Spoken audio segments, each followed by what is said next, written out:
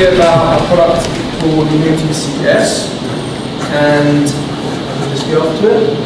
So, what if we told you that creating content for your projects was no longer a problem, and that in fact, if my remote control worked, it's actually going to be the easiest part. That was what we decided to design when we started developing ImmunityCS about 2 to 3 years ago. And what ImmunityCS is a content development platform. In our opinion, it is without a doubt the easiest way to create content.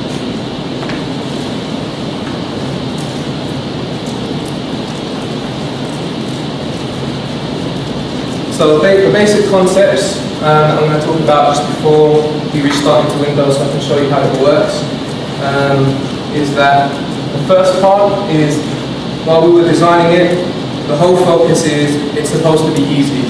Whether you're a hobbyist, whether you've got a 3D background, we want you to be able to make high quality stuff really, really quickly. And that was the main kind of design concept.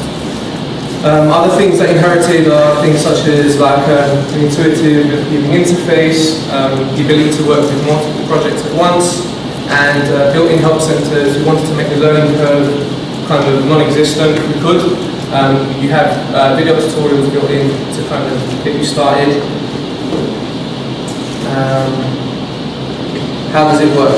The whole kind of user philosophy is that everything is based on customizing. It's customization driven. So what does that mean? Whether you're trying to create characters or scenes or audio, you're given a starting point that you can choose from, and you just keep customizing away until you have something that is unique. And the scope of customization, it really is big enough for you to create something unique from project to project. And you can of course import your own content into the software as well. Side note as well, CS is massively expandable. It's tightly integrated with our content store. A lot of the products, a vast majority of the products are free at the moment. We have commercial products too that you can purchase, but we're always offering free stuff as well, so you're never left with what you originally bought. You're always going to have more at your disposal. You download these packs from our store. Everything revolves around your Immunity ID account, and it's really easy to load in packages. If anyone has an iPhone, it works in a similar way to the App Store. Just so you guys have an idea of how it works. Because I wanted to show you, but I know that our internet connection is a bit flaky today, so quick note on what you get. ImmunityCS 1.6 is what we're using today. It's not actually out yet, it's an early version, so hopefully there's not going to be too many bugs while I'm displaying it for you guys. You have iCast for creating characters.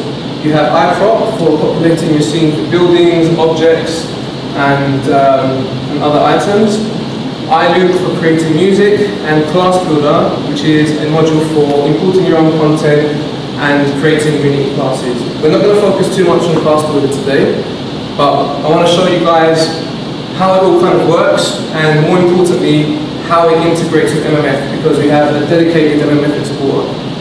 So now we're going to show you an early demo of ImmunityCS 1.6. Bear with me for 1 minute while I restart into Windows.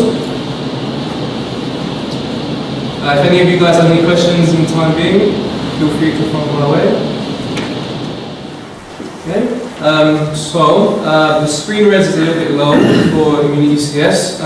It should have a 1280 res, so I might have to get rid of some elements in a second. But just to quickly talk you through it, up here are what are known as Immunity modules. They do various things. iLibrary will install packs. iCast creates characters. iCrop creates props. iScape creates levels. iLoop creates music. Class Builder allows you to import your own content. iContent for connection to the store, and you have the help center. Over here is the project viewer. As you create content in CS, it keeps everything organized for you. Your characters are placed here. You can give each content, each character or object a note to keep track of what you've made and what they're for. You can scroll between the different like things that you've made by clicking through the different tabs. You can do quick exports using this button here. You can delete objects using this button. If you want to load in widgets, we won't talk too much about that today. You can do so down here. So just to make some space, I'm just going to get rid of a few bits and pieces. Okay, so the first thing I'm going to show you guys today is iCast. And ignore the debug class. We're going to start off with a new kind of warrior. So we're going to select this, and iCast is going to do its thing. Okay, so now we have a basic starting point for a character. It has loads of animations out of the box. We have walking animations, we have death animations, attacking animations, whatever you need, we pretty much have it here. So the first thing that we can start doing is start making decisions about the kind of mesh that we want. So we have something up here called mesh styles. And up here we have a list of mesh styles. We have expanded this, but I haven't updated my version yet.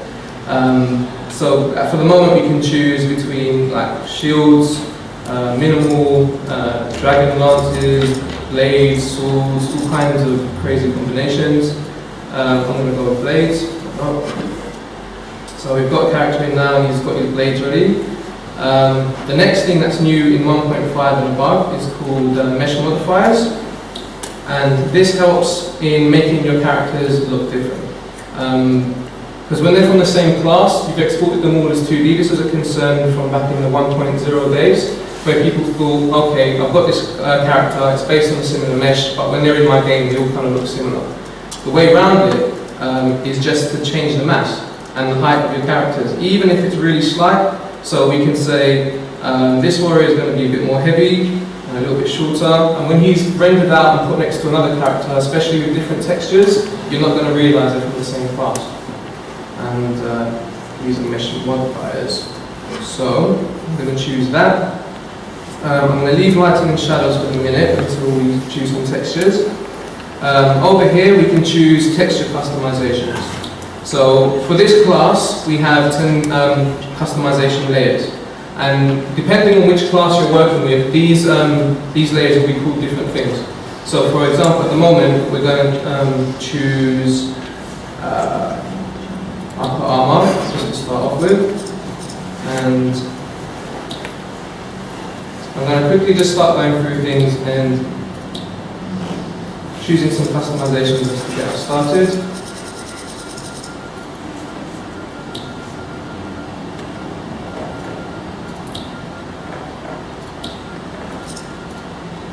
Choosing shoulder pads. And what I'm basically doing now is setting up the basis of my, or the base rather, of my character here. So I'm going to choose a helmet that I like. Skull. We can also add ink effects if we choose. I'm going to show you that in a second.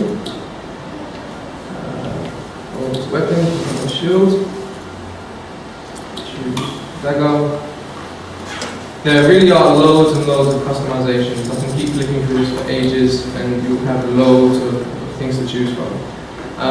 Just to show you how the ink effects work really quickly, I'm going to go and choose this chainmail texture here. And this is going to go underneath the armor. But what I can do is say give it a shadow ink effect. And what we'll do, you see you've got some kind of crazy texture looking thing going on now. So you can really kind of play with it, play with the effects and come up with some really interesting results. For now, I'm going to turn that off, I think. Choose none. I'm going to choose lighting.